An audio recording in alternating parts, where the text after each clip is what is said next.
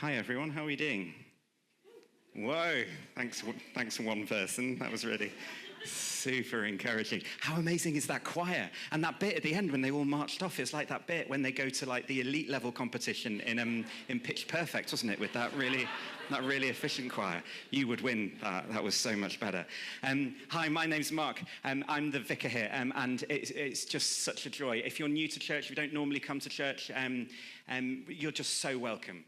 We just really hope that you have the best time here and that you find this a sort of welcoming, inviting and safe place to be. I just want to take just a couple minutes of your time to talk very quickly about choice. I think Christmas is a season of choices. Some of them big, some of them small, most of them massive. I've got some, so by way of like noise or just chaos, we've got some slides that are going to come up. The sort of choices that you have to make over Christmas. If we have the first one up. Do you go real or artificial? Who are the rigid real people in the room? Yes. Wow. And the artificial. Yeah. Whoa. Come on, environment. Sort of. Takes 7 years to go neutral. Yeah. Okay. Fine. Not a statement. We have an artificial one. Wow. This went badly. Next one. Let's go. So this is code for when do you open not just your stocking, but all of the presents? Are you in your pajamas, paper is off everything before the day is even started? Or, like in our house, do you leave it till after lunch and it's a much later thing? What are we saying? Who are the early birds? All presents. All presents before breakfast. Wow. What's left for the day? This is like... And who's like later on we take our time and... Okay, wow, this is fun. There's some good whooping going on. This is excellent. Next one, let's go. Right, this might be really rogue. Christmas dinner, turkey.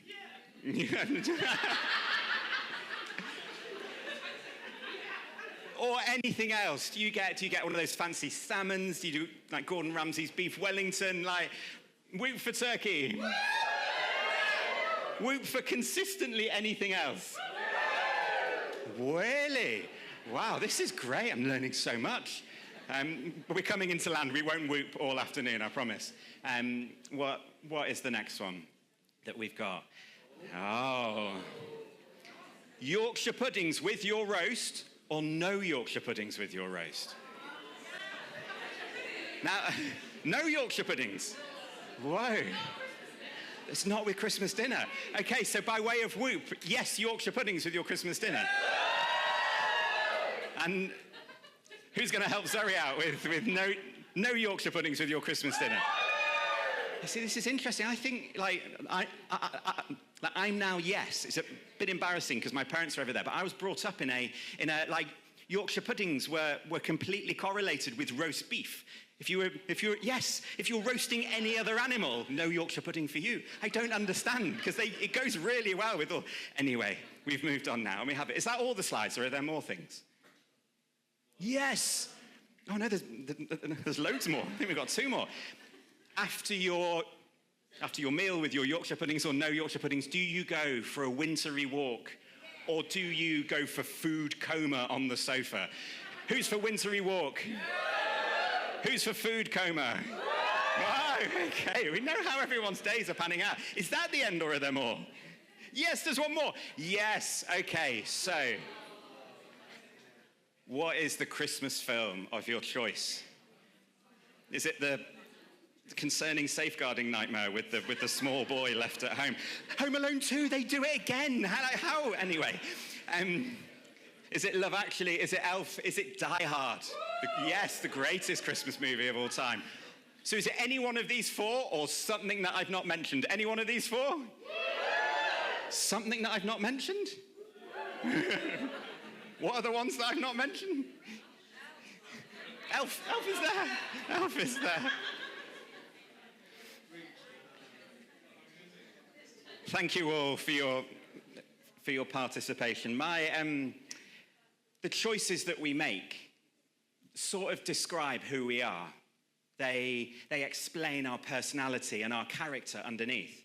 And I've made some interesting choices in my life. You're going to chat to my parents later, I'm sure they'll tell you.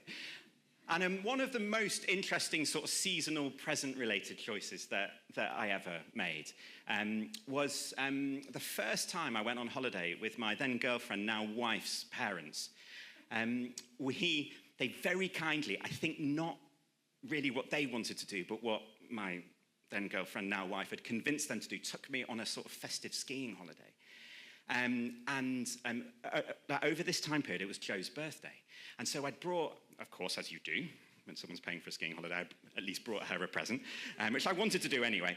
So I gave her this present, and it wasn't like an extravagant present in terms of like volume or cost.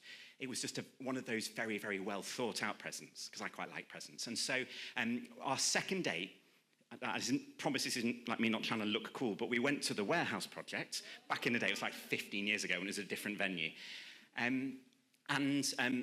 We saw one of our favourite DJs, but also they had this secret like underground dungeon bit where they had this like dubstep guy going on, who it turned out like 3 or 6 months later went absolutely viral and everybody started listening to him. So that sort of guy became really famous. We were like, oh, we saw him before he was famous. So I bought him and this is funny because there's a nightclub that used to be in London called Fabric, which we didn't name the church after, but if you're here for that reason tonight, you're so welcome. And they used to do these live recordings, so I got Joe the live recording of Casper and Rusko, which are sort of pretty grimy, like drum and bass, dubstep thing. And Joe opens the thing, and she's like, oh, this is like the most well-meaning present ever. You're so kind. You know, great. You know, really emotive things like that. You know, I've never been so loved and all of this sort of stuff. And then her mum goes, oh, what's this? So he sort of explained, second date, this thing, that thing. He's like, oh, can I listen to a track? And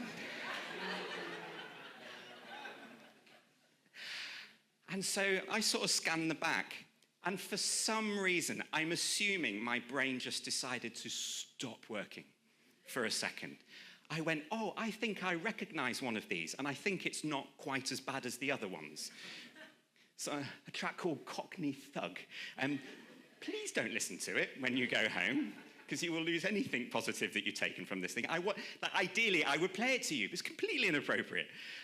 Anyway, it's the filthiest dubstep. But worse than that, before the filthy dubstep like comes in, there's this monologue from the film Snatch by the baddie in the film Snatch. And it's so bad. And then just before the drop kicks in, this guy goes, wake the up. And then it, just this, awful, noise of, if you don't like it, it's just the worst. And I'm there, and I don't know why we didn't stop it sooner. But there's now white as the snow outside face on my now mother-in-law's face. Me and Joe being like, why are we paralyzed in this? Finally snap out of it, and both just, wrench the CD player out of the thing. And we sort of looked at each other and then looked at her, and she was just like, who is this person that's coming into our lives, and why does she like him so much? And he just this is just the worst moment ever. So we just I basically went, there's no way that I can improve this moment at all. I'm going to go skiing. So we went, and by the time we got back, we sort of kind of got over it a little bit. And so you can learn from that ridiculous series of terrible choices a little bit about my personality, about my character. I quite like buying sentimental gifts. I am very, very much in love with my then girlfriend, now wife. And I am a complete and utter idiot who sometimes doesn't quite get things right in the right moment. And the interesting thing about Christmas is that we can kind of apply the same formula to the whole story of Christmas. We can discover the character of this person of God through this baby called Jesus because of some of the choices that were made. It says in the New Testament, the second half of the Bible, after Jesus was born, it says that God gave up the splendor of heaven to become human. He was born in a pigsty, born to a teenager who was largely cast out of society because they thought that she was immoral. He was born during a genocide and spent the first year of his life as a refugee. And this baby born into chaos and obscurity became a remarkable young man and a remarkable adult. He would grow up and go on to do miracles, to heal the sick and diseases, to even raise people from the dead. He would say that his Father was the God of the universe. He would say that in him, not in some teaching or moral philosophy, but in the person of him, you could find peace and life and forgiveness. And he would ultimately die on a cross and make it very clear in doing that he was doing it for the very people who were nailing him to that cross. But the fascinating thing that I would love you to get is that the Bible's really clear that God didn't do this out of duty or out of feeling that he had to. He chose to do it. He made a choice. It says in the Gospel of John, for God so loved the world that he willingly gave his only son, not out of duty, out of love. It says elsewhere in the Bible, the Son of God loved me and gave himself for me. And so in the busyness and the presents and the elf and the Yorkshire puddings or no Yorkshire puddings and the crazy family dynamics and the more presents and the more food and the food coma and everything of Christmas, I'd love you to just think, if maybe church isn't a thing that you do or Jesus isn't a thing that you think about, just to maybe consider the fact that you are chosen, that someone made a choice out of love to come into the world to declare that you are loved and that you are chosen. There's this amazing verse, one of my favorite verses in the Bible, in a book called Romans, where the Apostle Paul says that because of what Jesus has done, you are adopted. You're adopted into that family. And we've got some friends, some really close friends, and they've got adopted children. And one of them's been having quite a hard time recently. Been getting teased at school.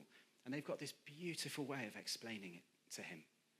And they say, people who aren't adopted, people who have been born biologically, we call them homegrown. You have a superpower. You've been chosen. We went in and we saw you and we fell in love with you and we chose you.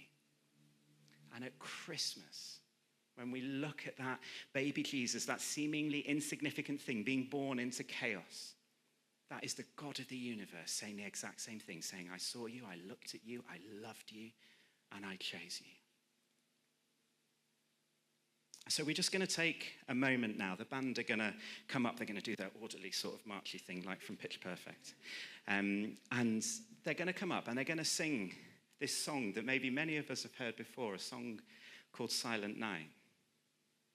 And there's two things that we can do with this song, because there's two things that we can do with that Jesus at Christmas time. We can see him as a teeny tiny baby, and we can see this song as a little thing that we sing as kids and we remember the words to and all of that.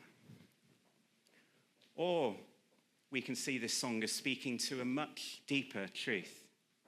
I think in 1914, when on the German side of the trenches, the German version of this song started wafting across no man's land that ultimately led to 48 hours of truce. It wasn't because the song's a nice song. It's because of the power of the person that's spoken about in the song. The last verse that they will sing is this: Silent night, holy night, Son of God, love's pure light, radiant beams from thy holy face with the dawn of redeeming grace. And so in Christmas, we get presented with a God who loves you, who chose you. And the response that we have to make is that we have a choice. Teeny tiny baby, nice Jesus in a pretty manger, or Savior of the world, God of the universe in human form, come to say as loudly as anyone could say that you are loved, you are known, you are chosen, you are adored. Let's listen to the choir.